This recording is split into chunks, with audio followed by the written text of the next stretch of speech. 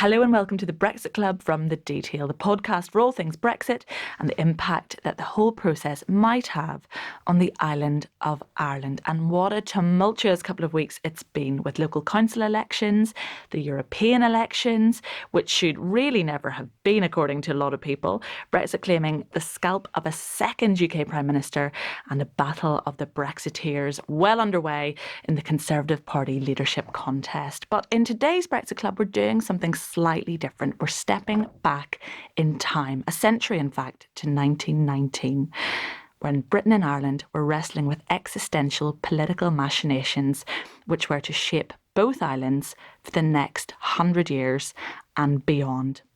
To discuss the past, the present and the future, joining me today, Ruth Sanderson, are Eamon McQueeve, Fianna Fáil TD for Galway West and grandson of Eamon de Valera, and Irish political historian Dr. Eamon Phoenix. Thank you both for coming in today. And you've already been having quite a long discussion before the microphones even were switched on. So I have a feeling we've got lots to chat about today. Eamon Phoenix, let's start with you. So 100 years ago, 1919, for our listeners, just paint us a picture of politically what was happening in Britain and Ireland at that stage.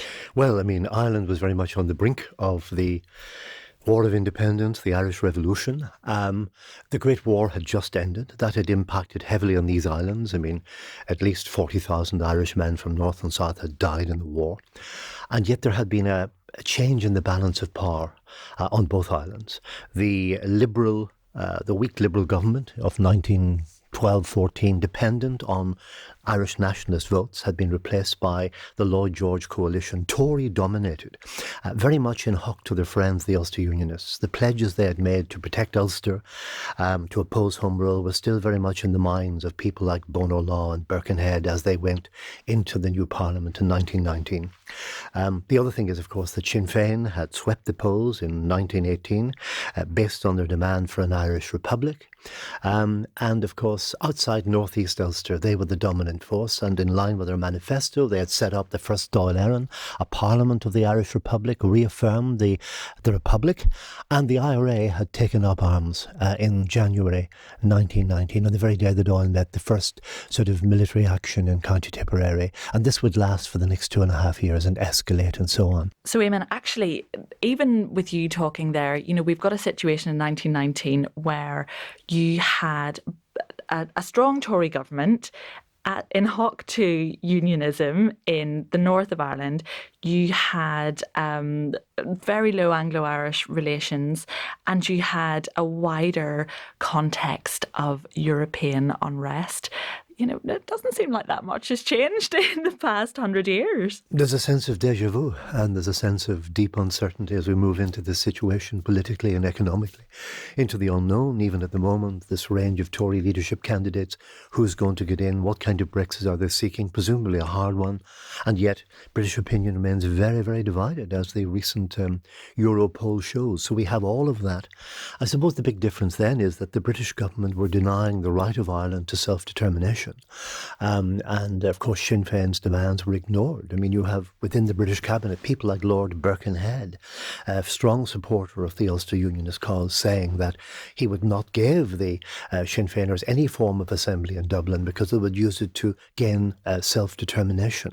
So actually what Britain seemed to be buying into for the rest of Europe was being denied in nationalist Ireland at that time. But there was this overwhelming determination by those Conservatives who had backed Carson and the UVF half a decade earlier to see North East Ulster, which becomes Northern Ireland, delivered really from Irish nationalism and retained under the Union Jack, but in terms very, very favourable to the Ulster Unionists. This is the thing, Carson and Craig dictate the agenda which defines the Northern Ireland we knew for the, sort of next 70 years to the Good Friday Agreement. And something we're still wrestling with today, obviously. Still wrestling with it today. I mean, in a sense, we've had a recent election recently which has thrown up a large vote for alliance, 2 Remainers returned. There is a sense of flux there, all right. But the big thing is that demographically Northern Ireland is changing. We expect that by 2021, exactly a century after the partition of Ireland, there will be, at least on paper, a Catholic majority in Northern Ireland. That doesn't necessarily mean a nationalist majority, but it has that potential. And in a revived assembly, a large nationalist bloc has that potential to advance greater fusion with the Republic. So, in many ways, the recent election was a very bad day for unionism. I mean, unionism got 42% of the vote, but that's the best they could do, pulling out right-wing candidates like Jim Allister, moderate candidates like Danny Kennedy, 42% for a party that was commanding almost 70% of the vote in the 1960s. Actually, we can't necessarily equate religious demographic with political demographic anymore, as maybe the rise of Alliance has shown over the past couple of months. But let's stick in 1919 for the minute. Eamon O'Caoimh, we've got two Eamons here today, so this is going to be. Are you one N or two? One N. Likewise. Well, that makes it even more confusing, Eamon. Eamon O'Caoimh. So, in 1919, then, tell us about your grandfather. What was he doing? Where was he 100 years ago? De Valera at this time was in America. Now, De Valera had escaped from prison. He came home. He was elected president of First Dáil, and then they changed the title when he went to America because it was too hard to sell that idea. So he became president of Ireland as far as they were concerned in America. And they decided they had been refused in Versailles. So next best stop was America. Two reasons in America. Money. They needed money. You can't run a government without money. They had no taxation. And they collected an enormous sum of money in America. Now, there's a sentence in a speech he gave in America. To me, that's very telling. In that he was giving this big recorded speech, and there wasn't that much radio recording at the time. And he says, America could achieve in peace that which millions have died vainly for in war. And to me, the reason that sentence is so key is even at this stage, he was much more into the negotiation, the talking business, the writing business, the campaigning business than the military business, even though the IRA were seen as the Army of the Republic and as an absolutely necessary adjunct. He would have always been more inclined, if you were willing to sit down, to sit down. So you have all of this going on. Eamon has covered very well how, on the other side of the water, you had the Ulster issue, as we'll call it, taking out a bit. And I think it would be fair to say that most of nationalist Ireland didn't really see the huge significance of the Ulster issue. And I'm not sure if they really saw partition as being in any way permanent, even up and after the treaty. If you look at the treaty debates, a few mentioned like McEntee, who was from Belfast, but I'm not sure that the further south you went, there was a full appreciation of, we'll say, the intensity of feeling amongst unionists in North East Ulster. And then, of course, you have this classic situation that we're kind of getting at the moment, where Britain's internal political interests were served by really, really listening to unionist opinion here. It's interesting, isn't it, though, that the creation of Northern Ireland was very much a sticking plaster for both sides of the argument. It was an imperfect compromise, I guess, so to speak. Well, of course, the question of partition had been bubbling away from about 1912, the Home Rule debates, when the weak Asquith Liberal government was reliant on 80 nationalist votes, Asquith had agreed to a Home Rule bill for all Ireland, but made it clear in Cabinet that if the going got rough in Ulster, he reserved his position to row back and exclude perhaps 4 counties, 6 counties, 9 counties from the Irish Home Rule pale. That was the sense of that debate. It was really what happened outside Parliament in those years. Carson's leadership of the Ulster Union is giving them a status. He's a great orator, great lawyer, and so on. But I mean, as you move on, of course, giving them that stature in British politics that they had lacked before, and linking up with the British establishment, not just the Tory party, but the British military, people like Sir Henry Wilson. There was that whole thing. But Carson's aim, as Eamon has said, was really to preserve the whole of Ireland in the folds on the Union Jack. He was a Dublin lawyer. His family background on his mother's side was in an estate at Athenry in County Galway. He knew the road to Galway much better than he ever knew the road to Belfast. And he wanted That's your road, Eamon O'Caoimh. Absolutely. Galway. absolutely. And indeed, in fact, as in his childhood holidays, as a boy in the 1850s and 60s, he heard Gaelic spoken on the edges of the estate. He saw hurling played. He had a totally different experience to someone like James Craig, the Dour Ulster Orangeman, the son of the millionaire distiller in the concrete jungle of Belfast, where the vast majority of people had the same unionist view. Carson's view was very different. And when he became the MP for Trinity, he was an Irish unionist. It was only at the very end, after over 25 years sitting for a Dublin seat in 1918, that he conceded defeat on that All-Ireland goal and moved north to Belfast Duncairn, described by the Provost of Trinity as a move to, quote, a slum constituency in Belfast. So Carson moves here, and really he gets the best deal for his unionist clients. Not the 9 counties, 6 counties, but he looks back with regret and anger because he had abandoned his own people. Lots of evidence about that. We have a great description by Lord Asquith, who was a law lord, at dinner with Carson in 1922, just after the Irish Treaty was signed. And Lord Asquith records in his diary how Carson said, I think it's a pity that we didn't go with Mr. Gladstone in 1886 and support Home Rule and prevent, these 2 islands emerging. So Carson was a conflicted character. But he was essential to the success of unionism in selling their case. And of course, he bowed out. He refused the premiership of this, as he saw, tin pot state and moved into the House of Lords, nursing his own regrets. Whereas somebody like James Craig, who had organised the Ulster Volunteer Force, who had been involved in arming them illegally from Germany, who had threatened war on the King's soldiers to remain British, he was in a much better position. He was the Ulster Orangeman with his finger on the orange pulse. And again, the Irish nationalists, particularly in the north, were very unlucky in these years because they didn't have, once the Liberal Party, it was a weak government, it was divided on partition. Someone like Churchill or Lloyd George, they supported partition in the end. And so in the end, they didn't have the traction. Had it been 10 years later and you had a Labour government, the outworking might have been very different. But the other thing I think we shouldn't forget, the arrangement of the treaty was to provide for more All-Ireland structures. So there was meant to be a Council of Ireland and so on. It never happened, it never materialised, and the Northern State decided to cut itself off very much from the rest of the island, which I think is a tragedy. The other thing I often wonder, you had 3, 6 or 9, or we say 4, 6 or 9, 4 counties, 6 counties and 9 counties. 9 counties would have been about even Stevens and would have been very unstable. But even 6 counties always had a huge minority of people who didn't want to be in the state, who saw their neighbours getting what they were looking for, an independent state, and was inherently a nervous state.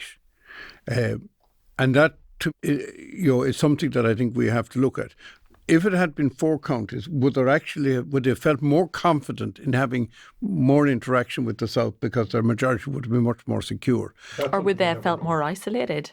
Being a smaller state, if there were only 4, it could cut either way in that case. But during that time, when the 6 counties became ultimately Northern Ireland, and you had that divided island finally, I know that there was a lot of British interest in Home Rule in the popular culture at the time.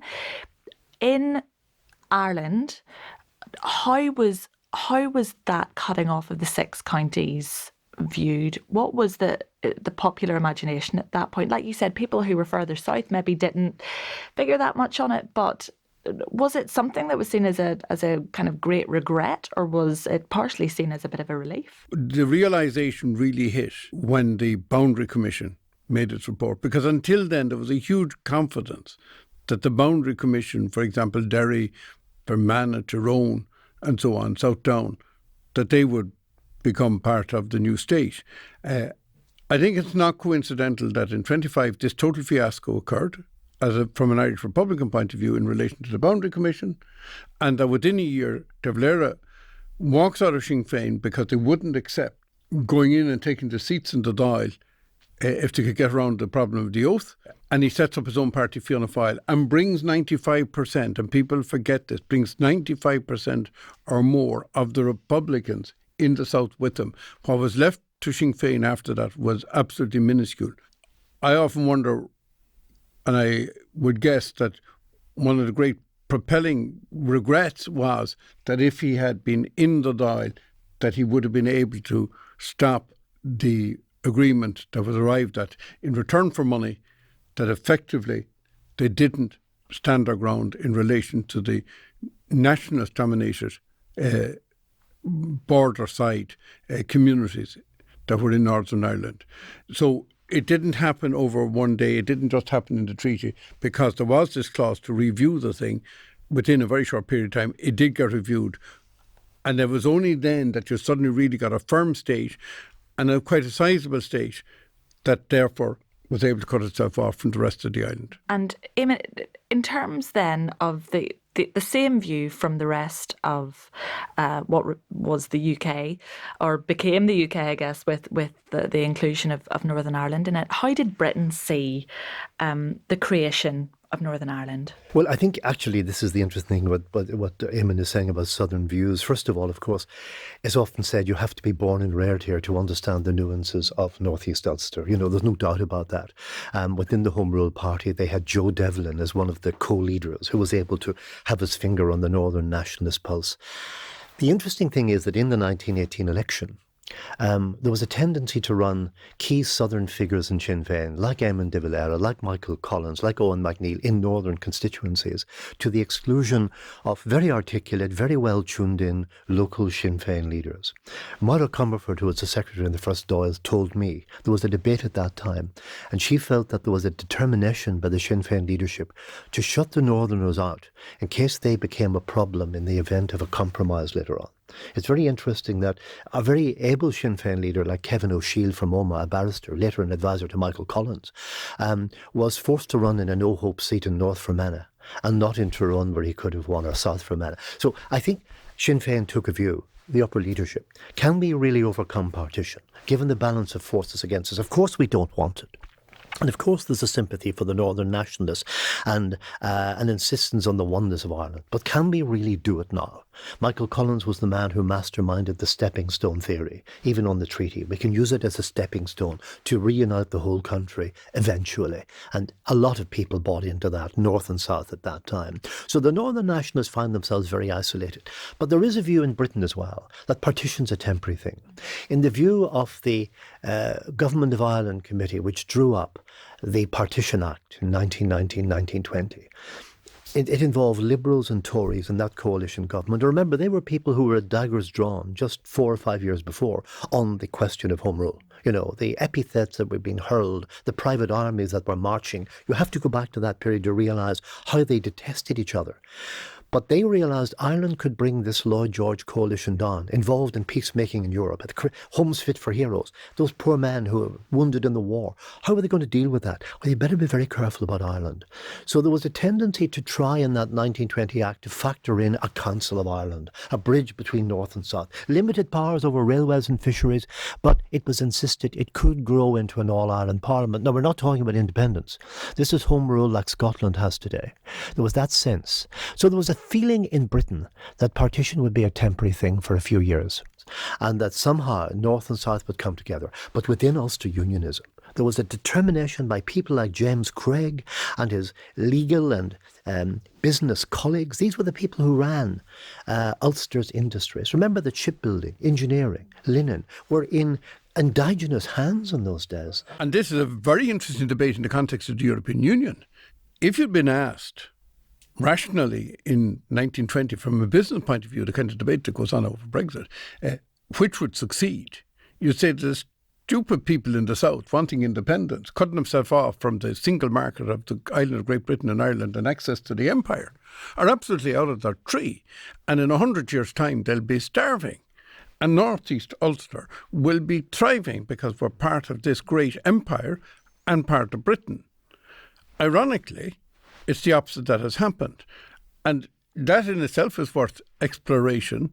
It's worth exploration and debate, even in modern context, because was it the flexibilities that it afforded the South in making its own decisions, in playing things their own way, that accounts for a lot of the success of the South? I mean, even in tourism or industrial promotion, if we were waiting for somebody from Britain to go over to America and try to get half a Silicon Valley in well, their tendency would be to put them into Britain first and Ireland second. But of course, when we're doing it for ourselves, it's into Ireland first and Ireland second and Ireland everywhere. So I think there's a very interesting parallel here between debates that are taking place at the moment. And, part of my disappointment is that we don't stand back enough and look at things then, and also learn the lessons from the past, that things don't always turn out the way people think they would turn out. But I can perfectly understand the major business interests at the time thinking that they would be much better served in the Union, as they would have seen it. That time they were talking about the union of the United Kingdom and the Empire, than outside the Union. And I want to come back to Europe and its role within both Britain and Ireland in that context of how business is distributed and kind of the economic significance of that. But Eamon, picking up on what you said about Britain thinking that the creation of Northern Ireland was going to be a temporary fix, it seems that even today, Westminster seems to underestimate Ulster Unionists. And I say that with a big U, as in, then there was an underestimation about the ferocity of feeling that there would be amongst diehard unionism in the Northeast. But even in the early Brexit negotiations, we saw, Theresa May saying one thing, being called up by Arlene Foster and having to retract it. It's almost like this came as a surprise. And yet the big difference is, of course, that the Europoll recently shows that a majority of people don't want Brexit in Northern Ireland and seem to be happy with the backstop that the DUP and the UUP rejected very vocally. So at the end of the day, if the DUP didn't have traction at Westminster in that hung parliament at the moment, they wouldn't really have that influence over the backstop, which most people seem to want. But if I was a unionist looking back, I would say, we should have gone for a much smaller area, a Rock of Gibraltar type thing, which would have survived. Now, of course, union with the rest of Ireland, to those industrialists in Belfast, the Craigs and the Gallaghers and the Harlands and the Wolfes, there was no need to link up with the South. They were selling their ships to Canada, Australia, Africa, within the free trade area of the British Empire. Nobody foresaw the European Union that Eamon's talking about, which would give independent Ireland a new place in a new kind of free trade empire, where it would thrive, it would get subventions, it would receive incentives, and it would now be a major, for a small state, a major player in Europe. Nobody saw that then, and nobody saw the role Europe would play in the deliverance of peace here in the 1990s. And all of that architecture of the peace process, from the D'Hondt system to European peace funding, all of the things we've taken for granted. The people who forgot that, of course, were Whitehall, Westminster, the British government. There used to be a saying that every time Britain tried to solve the Irish question, the Irish changed the question. Well, maybe, but this time the British changed the question. Suddenly the Good Friday Agreement became less important, became renegotiable. All the things that were set in stone after 3,500 deaths over 40 years and all the bitter divisions before that, that was forgotten. So I think we're in this crisis now. Echoes of those failures to negotiate a just agreement 100 years ago. The lack of minority safeguards was a major thing in the North after partition. Things like proportional representation had been mooted by Lord George, but because they were rejected as un-British by Craig and Carson, they were allowed to go by the wayside. The new Unionist government was allowed to introduce coercive legislation, an exclusively Protestant Ulster Special Constabulary, a discriminatory education system, and of course abolish PR at every level. Now, this left the minority, only a third, impoverished historically. They had a very small middle class, relegated. And of course, Eamon has talked about the treaty and the Boundary Commission.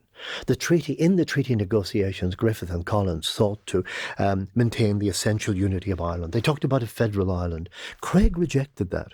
He rejected it because he was supported by Bonar Law and the Tory party, who had delivered that there. The Boundary Commission, when it emerged, lacked one thing. It lacked the provision for a plebiscite, a vote that could be held in border areas to deliver the Fermanagh and the Tyrones to the Irish Free State. Now, Lord George knew what he was doing. He was desperately seeking, not Susan, but a formula that would deliver an Irish peace and keep him as Prime Minister. He ignored what he had done in Eastern Europe. He had insisted on plebiscites in Silesia, in other parts of Europe. There was no plebiscite there. Which then poses the question, if there had been, that could have been a very interesting, partial, graduated return of Northern Ireland to the south. Well, the nationalist view, and Eamon will have his view on this, the Free State view and the Michael Collins view publicly was, and William T. Cosgrave afterwards, their view was that a boundary commission would shear the north of so much territory, it would be a sword of Damocles over Lord Craigavon and his government, and would force Irish unity by contraction. In fact, you could argue it would have left a smaller, much more homogeneous Protestant Northern Ireland with its industries intact, that would have said forever farewell to the rest of Ireland. But because you had that built-in nationalist majority, with a higher birth rate, and the potential to grow over the decades, you have a situation today where you have a convergence of the two communities at the very time when the UK is trying to leave the European Union, ignoring perhaps the complexities of our situation and our history. Let's just bring Europe into this now, because, we're talking about Brexit here, and that's another identity then that's been added onto the Northern Irish psyche, is that of European, and the role, the very, very important role of Europe within Northern Ireland, like you said, especially in the foundation of the Good Friday Agreement in 1998. Now, ongoing negotiations, everything's a bit of a mess. Nobody's quite sure what's happening, what's going to happen, who's going to be leading the negotiations. We know that we have until Halloween, which I don't know who picked that date, but it kind of can't be a good omen. The Celtic Feast of Samhain. Eamon O'Keefe, in the south of Ireland then, what is the view of the negotiations that are going on at the minute? Because I have a feeling they're probably quite different to a lot of people. First of all, I would be reasonably critical of the way all of this has been handled. I think the whole thing is much more complex. I think there's, in certain circumstances, more common ground. But basically, it has been very binary, i.e. European Union is good, and we let Europe negotiate on our behalf. But that's counterpointed by, if you think we're going to be pushed round, this is coming from the unionists, as far as I can see it from the outside, if you think we're going to be pushed round by the South going to Europe and calling them, by the way, you forgot that we got 10 votes in Westminster. They absolutely depend on us, and we can stymie everything. We can checkmate everything you're putting forward. Now, what was the alternative? What I found over the years is if you sit down with people and keep talking, and first of all look for common ground, you have a much better chance of moving forward in a coherent and balanced fashion. And therefore I think that the present phase has been very, very divisive of pro-Brexit unionists. As we know, there is a soft pro-anti-Brexit unionism there, and we see that reflected in the election. So unionism is not the monolith it was. The DUP, which is the biggest party in Northern Ireland, represents pro-Brexit unionism. Now, in my view, because we, instead of talking to them and talking to the British and talking, have negotiated through Brussels, we have, in my view, driven a wedge not only between nationalism and unionism here, particularly Sinn Féin, and unionism, and on top of that you have the failure, of course, the executive, but between nationalism in the South, in other words, the Irish government, are, in my view, not as close to the DUP and to official elected unionism as it should be. And therefore, if we look at, forget Brexit for a while, but look at the outworking of this, I think we've deepened division rather than ameliorated division. Now, obviously, Ireland wants to stay in the European Union. But that's a very simple statement. But even our membership of the European Union is not unequivocal. So there are many people in the South who like the Union, the European Union, to a point, but certainly don't want the European Army, for example, certainly do not want the tax policy for Ireland to be determined in Brussels rather than by the Irish government. Therefore, we do want to retain a certain level of sovereignty. And in what I said about the economic success of Ireland, it was that flexibilities that the European Union, because it is sovereign states and some very powerful sovereign states, still afforded us, that has allowed a small peripheral state on the very edge of Europe to make the best of the European Union. Otherwise, if you get a centralised state, in my view, over time, the centre always wins. We've been able to defy that independence to still have control over vital aspects of things we do. Plus, there is this big issue that, for people from my tradition, is very, very important, is we don't want to get involved in the big people's war. Now, I accept there's a growing division in the south over that, and for example, Fine Gael would be much closer to, if you're in the union, you're in it for everything, including war.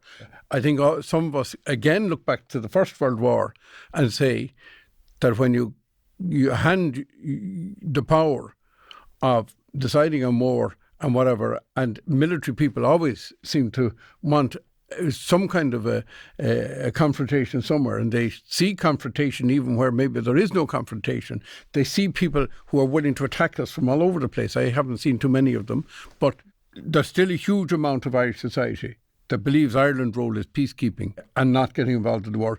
And to me, the problem is we were told not to negotiate through the North and through Britain, but there was no stopping discussions and endless discussions and roundtable discussions on this, how we could find a third way out that in some way met unions' concerns and in some way also reflected the view of the vast majority of the people on the island, north and south, which is that the European Union has been beneficial.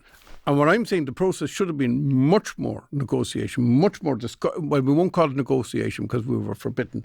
Let's call it discussion. Between the south and the north. And as a consequence for that, obviously, between Ireland, north and south, and Britain. Now, why I'm saying that is that no other European country is in the historically unusual situation we're in. And I think the Irish government should have said, look, this is one island. A lot of people in Northern Ireland believe they're Irish by birth. It's recognised in international law. Others believe they're British by birth. The majority want to stay in the Union, but on the other hand, in British constitutional law, it's the majority in the United Kingdom and so on. Therefore, the rules of engagement for every other country do not apply here. We're not accepting anybody putting any control on us talking to what we essentially see as our own people. The co-islanders, we call them, because, I do recognise that the Unionists see themselves as British more than Irish, but they also see themselves as Irish in terms of being on this island. If we look at rugby and so on, it's a kind of more nuanced relationship between what they are than maybe you can put in one word, I am this or I am that. And the whole process would be to try to recognise all of these subtleties, which have not, in my view, been recognised in the way we've gone forward. Of course, and we have, like you said, this strange composite identity in the North, which is at the crux of a lot of the problems we have here. We're neither here nor there, But in saying that, though, Eamon, surely it was a stronger position for Ireland to be with that bloc of 27. Was that not the position that was taken because you'd have it's 27 or nothing? Really, surely Europe has to negotiate in a bloc. Otherwise, you set a precedent. And I know it's an unusual situation in Ireland, but then don't you set a precedent for smaller member states trying to siphon off side deals here, there and everywhere? So Europe has created all sorts of unique relationships. We made very, very big, broke all the precedences during the unification of Germany. The European Union's ability up till now has been to recognise that there's no black and white and that you have to allow that there are huge historic legacies. I mean, I remember very early on in the Brexit negotiations, the first person to come to Northern Ireland was Guy Verhofstadt, and he stood up in the European Parliament and he said, friends, I've been to Northern Ireland, I've been chatting to everybody, and I was under the misapprehension that it was like Germany, that it was a situation of a divided state that had been solved, but it hasn't. That narrative was coming through in Europe much sooner and much more clearly than it ever really did in Westminster, who were saying things like Northern Ireland is British as Yorkshire. But on the other hand, there was another big problem with Europe that might have, if they'd moved faster, the standoff between Britain, not Northern Ireland, Britain and Europe, a little less. And in my view, the first reaction of Europe when Britain decided to leave is, how do we make the price so dear that nobody else wants to leave? And how do we punish them? Not for the sake of punishing them, but for fear that the European Union would fragment in some way.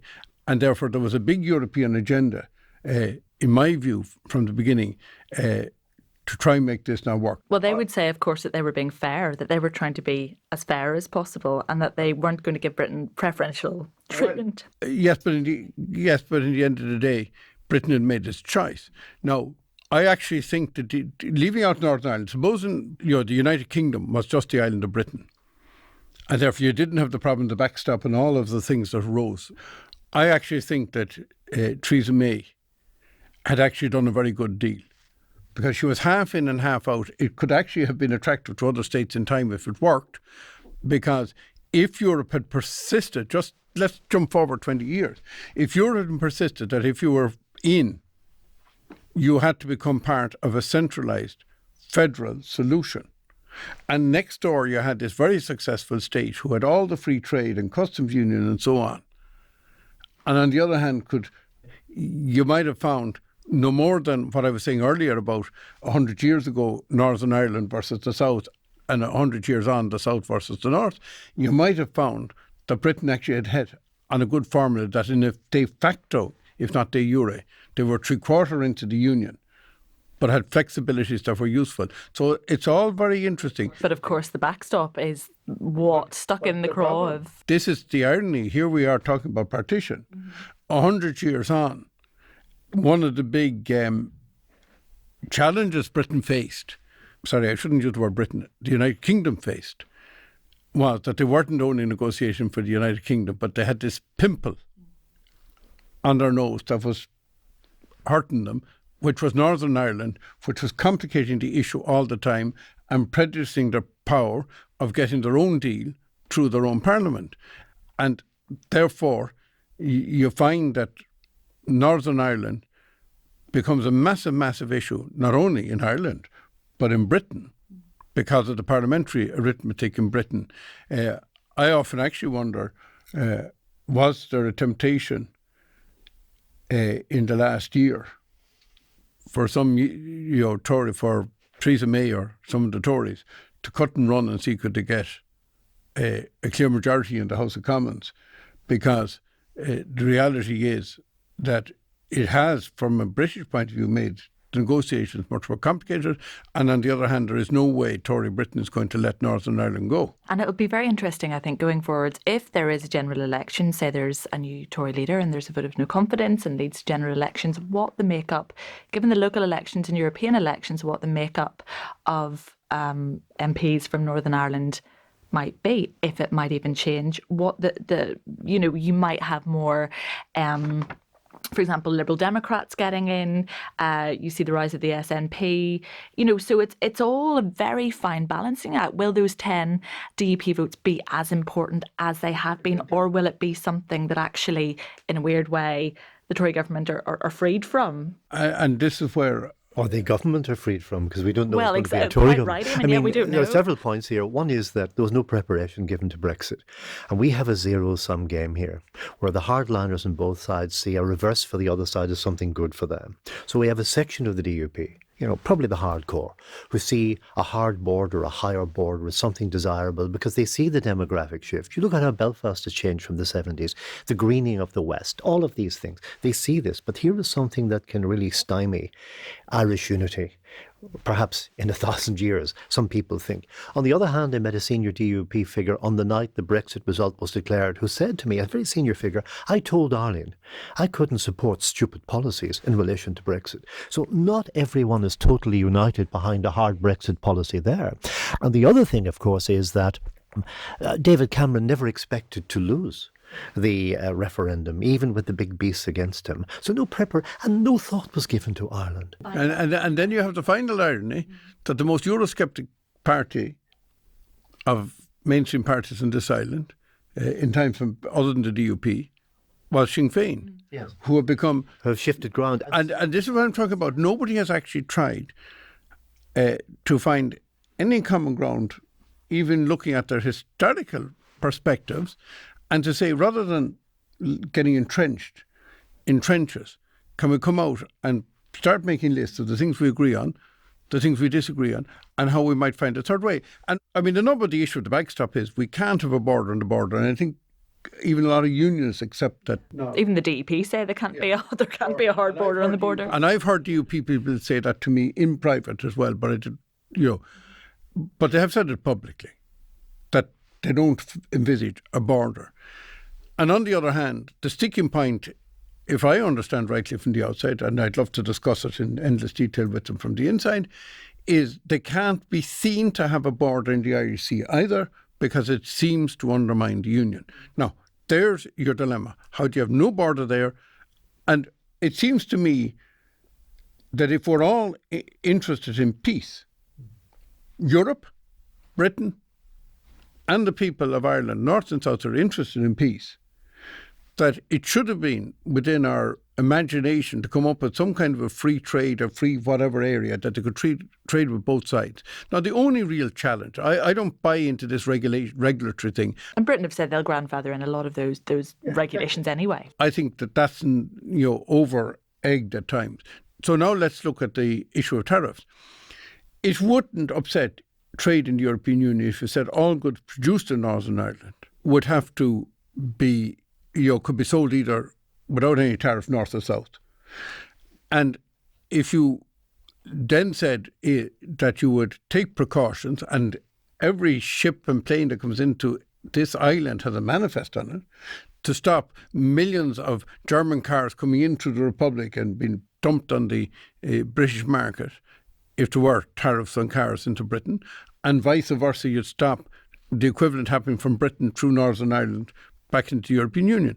I also think Theresa May could have gone for a different kind of Brexit. I mean, she could have kept the whole UK in the customs union. She could have gone for elements of the single market. Given the narrow majority in the UK for Brexit, it would have made more sense to say, yes, we have a problem there, but we also have an internal problem in Britain with a divided society. Let's go for a much softer Brexit. Considering you had Scotland, which also voted to remain nearly 60%. And Scotland is now a major problem. Wales has now gone from Brexit to remain. Scotland is now a major issue. You've got a second referendum on the cards there as well. For the disunity of the UK in the imminent future, Scotland is a real issue. So we're coming back to May's negotiation. Eamon, you said it was a good deal. It was a good deal for the right wing of the Tory party. It wasn't a good deal for the complexities of these islands and the Celtic fringe. May is being hammered now as somebody who at the 11th hour talked to Labour. Instead of at the beginning saying, look, we have a divided society. This is a national crisis. We also have the Irish question. And instead of saying to the DUP, you guys have the kind of power of life and death over what happens on the island of Ireland, she should have said, hang on, this is a UK problem and involves Ireland. Especially since the British Prime Minister is supposed to be, under terms of Good Friday Agreement, she's a duty of care. But what I'm saying to you is that we also, instead of coming out against all of this, particularly the Irish dimension, we went with the view, well, that's all your baby, and we're going over and we're negotiating through Brussels, and we're not having the dialogue. What I'm talking about is the dialogue. The dialogue. But do you think the dialogue would have changed the view of Europe, that you can't have side deals? The 27 stand together. In the end of the day, right, it mightn't. And let's be honest about it, I still think there's a very high probability that Brexit will never happen. Now, there's all sorts of ironies in the situation. I was kind of joking yesterday that there are two people in the South converted very much in favour of Brexit and in the last few days, and that's the two MEPs that are left hanging there and they don't get their job until Brexit happens.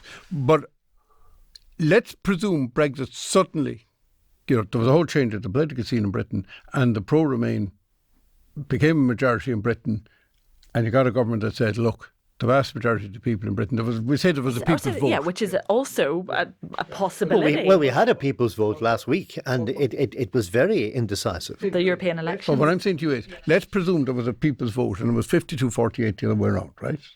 And that whatever government was there at the time said, that's it. Now, what my feeling is, that we would still have a legacy here in Northern Ireland of worse relationship between the Irish government and the DUP, and between nationalists in the north and the DUP than we started with. And that this would be an overhanging legacy purely because there wasn't enough dialogue. You know, as somebody who dialogues with people, I believe that we haven't had, and some people in the DUP have admitted this, that the Irish government is not as interactive in their talks with it. Now, you're right. I was in as a minister in 1998, and I was in government. And I remember when the Good Friday Agreement was signed off, and I was talking to Bertie Ahern, who was Taoiseach at the time, and I said, Bertie, you will have to talk to the DUP. You cannot ignore the biggest party in Northern Ireland because you don't like their ideas. In fairness, I think it's fair to say that Bertie became the big champion of talking to the DUP and spoke successfully to the DUP, created personal relationships with them that nobody could have expected because he made the effort. Now, my view is the DUP cannot ignore that the majority of the people in Northern Ireland are pro-Remain. But on the other hand, we have to be sensitive to the feelings of that community, and that in the end of the day, the more we isolate them out of the dialogue that's taking place in the island of Ireland, the more we're storing up internal problems in this island for the future. I've always been of the view, and I might be wrong, that if it was in Britain's interest, and I specifically mean Britain, particularly Westminster's interest, to suddenly dump the unions, that they would do it at the drop of a hat. It's interesting talking to the DUP in 1998 there. I mean, I think that we need to remember in 1998 the DUP were very much the fringe, extreme element of unionism, and Ulster unionism was it. Whereas now, what a change in 20 years, where you now have Ulster unionism being the real minority party. And the party that founded the state. Exactly. The party of Carson and people Craig. talking about, will they survive another election? Indeed, because, I mean, in many ways, looking at them, their policy on Europe, their policy in the recent Euro polls, I mean, it was very much DUP-like. They're against the backstop, they're against this, they're for the union. So where did they differentiate themselves from the DUP position? They didn't say, we want a soft Brexit. We would prefer a Brexit that allowed free trade across the border. They didn't differentiate themselves for fear of losing votes. I think that cost them votes to Alliance. To Alliance, in absolutely. that particular election. And nobody's denying that years of dialogue and back channeling and all of that was really the key to cracking the nut in the 90s. I'm always afraid of humans putting exclusive groups. And it's ironic in a Christian country, because if there's anything that comes out clearly in Christianity is nobody's beyond the pale of talking to, no matter what their background is. I inherently dislike, well, you can't talk to them. Their views are to this or to that. And as I said, I do think, and I keep coming around on this one like a broken record, I'm not happy that the dialogue, be it back channel or whatever way, formal, informal, whatever, has been going on in recent years, that I certainly would have liked to see. Now, my experience as being a minister, and I had responsibility for 3 of the North-South bodies, my view always was to go into all of the communities. I would obviously be an Irish speaker. I speak Irish every day of my life. It's my home language. But I made it my business to be as supportive in every way I could of the Ulster Scots Agency. And I have to say that they reciprocated it. And the Ulster Scots community, and I don't come from that community, but I felt it was important to recognise that identity. And this is the kind of dialogue that was going on. A lot of it was totally informal, but it's absolutely vital. And speaking of dialogue, we have been talking for absolutely ages, and we're up to our time. I think one more question, if I may, just coming back to the issue of Europe and of history. Eamon Phoenix, I'd like to end on you. As a historian, maybe you can cast yourself forward for us. How do you think Brexit is going to be viewed in 50 years by... Well, if it happens, of course, as historians. Eamon said, it's still very problematic. There are many hurdles to cross and Rubicons to negotiate, I think, before we actually get there. But I think it will be seen in British terms as something of a disaster. History will be very cruel to David Cameron, who, having delivered Brexit unexpectedly, then moved away. He would have been much more aware of the complexities of Anglo-Irish relations and North-South relations, I think, than Theresa May was. And he wouldn't have said it was as British as Finchley or something like that.